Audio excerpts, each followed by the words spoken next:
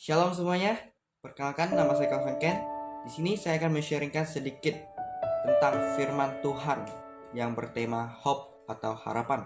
Sebelum saya melanjutkan, saya akan mengajak teman-teman untuk berdoa terlebih dahulu. Mari kita berdoa. Tuhan, terima kasih atas berkat dan karunia yang Engkau berikan kepada kami, sehingga sampai detik pada hari ini Tuhan telah membimbing kami sepanjang harinya, dan Tuhan telah membimbing kami dalam kegiatan-kegiatan, aktivitas-aktivitas kami semuanya dengan sehat dan tanpa kekurangan apapun. Dan sebentar lagi saya akan men-sharingkan atau memberikan sedikit firman tentang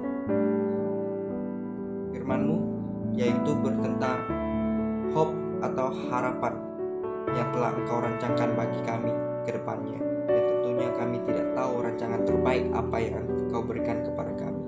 Dan Tuhan berkati juga yang mendengarkan ataupun melihat firman-Mu ini. Semoga firman yang disampaikan dapat bermanfaat dan dapat berguna bagi kami semua. Hanya ini doa kami ya Tuhan. Kuserahkan semua rancangan selanjutnya ke dalam tangan-Mu. Dalam nama Tuhan Yesus kami mengucap syukur dan berdoa. Amin. Nah, di sini saya akan men-sharingkan atau sedikit menceritakan firman Tuhan tentang hope atau harapan. Nah, sebelum itu teman-teman saya yakin pasti teman-teman mempunyai sebuah harapan kan? Apalagi teman-teman yang sebentar lagi akan lulus, pasti teman-teman sudah merancangkan ataupun sudah memikirkan, setelah saya lulus, saya itu harus terjun ke dunia kerja untuk mencapai impian saya, ataupun yang saya harapkan itu agar bisa tercapai gitu kan. Tidak mungkin. Dan apakah dan bagaimana kita bisa mencapai sebuah impian kita atau harapan kita itu? Apakah kita harus duduk diam saja, hanya berdoa, meminta dari Tuhan, tapi kita tidak melakukan proses atau kita tidak melakukan tindakan dan aksi tersebut, apakah itu akan impian kita bisa kita capai? Tentunya tidak kan teman-teman. Nah, dalam impian kita harus melakukan sebuah proses ataupun kita harus melakukan tindakan agar kita bagaimana kita bisa mencapai yang kita impikan tersebut agar tercapai.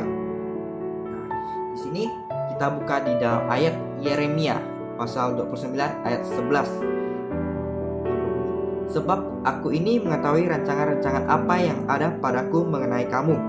Demikianlah firman Tuhan, yaitu rancangan damai sejahtera dan bukan rancangan kecelakaan, untuk memberikan kepadamu hari depan yang penuh harapan. Nah, di sini Tuhan mengatakan, sebab aku ini mengetahui rancangan-rancangan apa yang ada padaku mengenai kamu. Nah, Tuhan itu tahu apa yang akan terjadi bagi kita, dan Tuhan itu sudah merancangkannya. Mungkin di masa depan kita ataupun di hari-hari esok dan minggu depan gitu, pasti semuanya sudah dirancangkan oleh Tuhan, dan Tuhan itu tahu semua yang akan terjadi pada kita.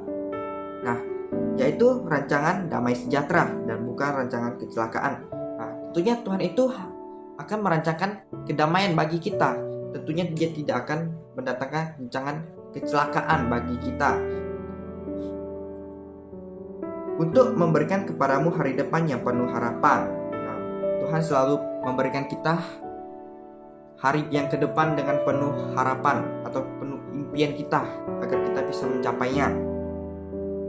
Nah, kita ambil dari kisah Sharon Krista MC Olive.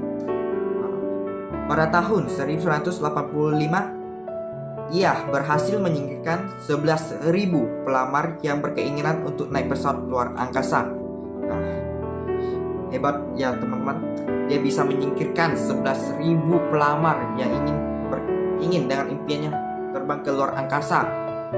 Coba saja kalau kita bisa bersaing di sini dalam dunia kerja. Contohnya, kita ingin melamar sebuah pekerjaan. Mungkin pekerjaan itu yang mungkin lebih baik, mungkin lebih dari 10 orang, kurang dari 10 orang gitu.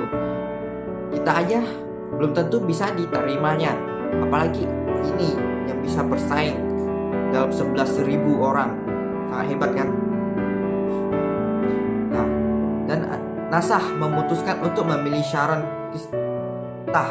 Nah, Sharon Kista itu yang tadi, yaitu yang dipilih dari 11.000 pelamar, dia yang dipilih untuk ikut terbang ke luar angkasa. Dan ada seseorang yang bernama Frank Salzak ini, dia itu juga merupakan sebuah pesaing juga. Yang kedua, mungkin dia tidak terpilih untuk ikut ke luar angkasa, padahal itu merupakan impiannya. Dan katanya, aku kalah, impianku hancur, dan aku depresi berat. Nah, dia mengatakan bahwa ia itu kalah dan bersaing, yaitu dengan Sharon Kista.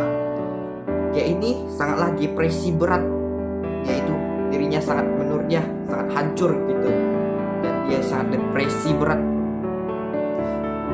Dan dia mengatakan, kepercayaan diriku hilang. Nah, dia hilang kepercayaan dirinya, sangatlah sudah hilang.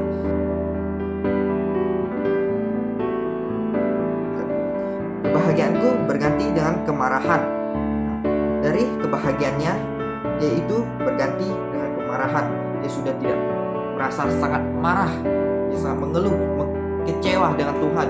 Kenapa dia tidak dipilih gitu?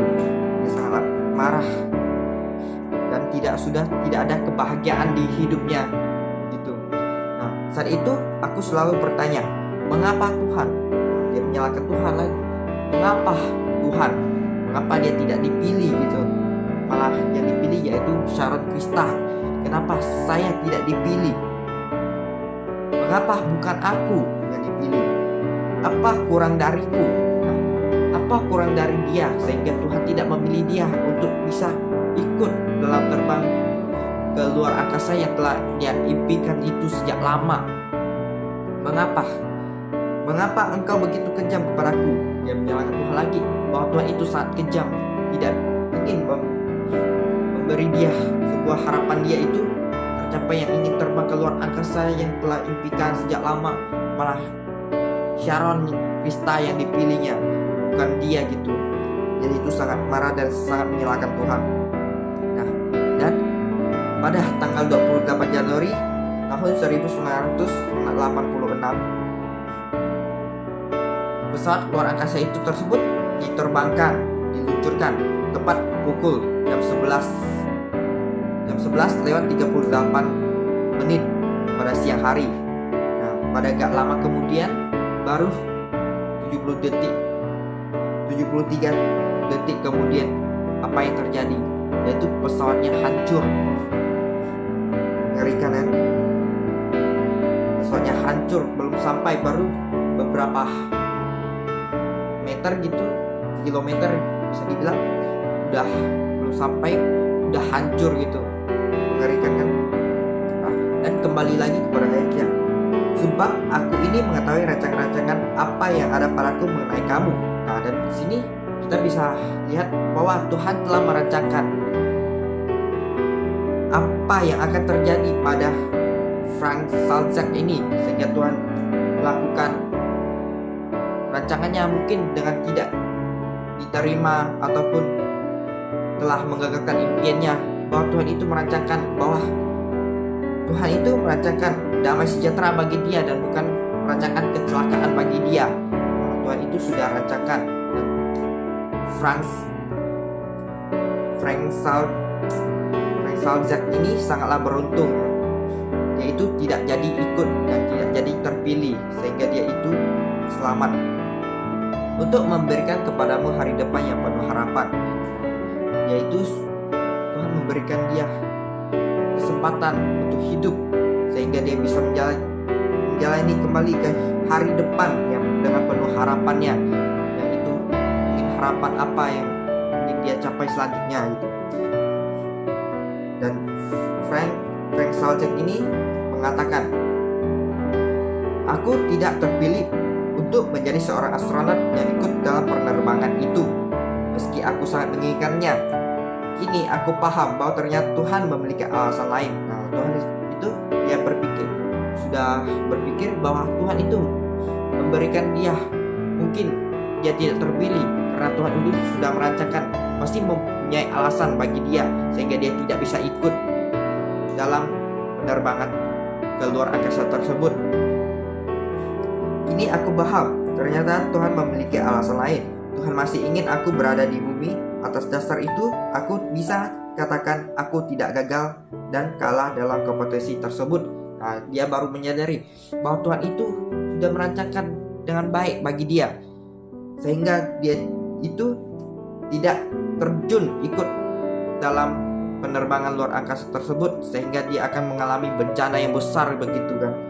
Nah, dia itu sudah mengatakan aku tidak gagal dan kalah dalam kompetisi tersebut. Nah, sehingga dia menyadari bahwa dia itu tidak gagal dan atau tidak kalah dalam kompetisi tersebut. Dia sangat berterima kasih kepada Tuhan. Nah, sekian dari saya. Hanya itu yang dapat saya sampaikan, firman singkat dari saya yang tentang harapan atau hope. Di sini saya meyakinkan bahwa teman-teman jika ingin mempunyai sebuah impian atau harapan, teruslah berusaha atau lakukanlah prosesnya. Tantangan apapun yang akan kita alami, kita jalani saja, karena setiap rancangan-rancangan Tuhan yang Tuhan berikan itu pasti ada jalan keluarnya. Dengan kita tidak harus mudah menyerah. Kebanyakan teman-teman pasti saat mengalami tantangan ataupun masalah gampang menyerah. Itu sangat tidak bagus bagi kita ya teman-teman, dan sangat tidak disukai oleh Tuhan. Kita harus jalani saja tantangan tersebut. Semakin banyak tantangan yang kita alami, maka semakin banyak atau semakin besar kompetisi yang dapat kita capai untuk bisa melangkah maju ke depan, langkah maju ke depan ke kehidupan yang baru kita. Dalam masalah-masalah tersebut kita bisa lewati. Nah, sekian dari saya. Terima kasih. God bless you.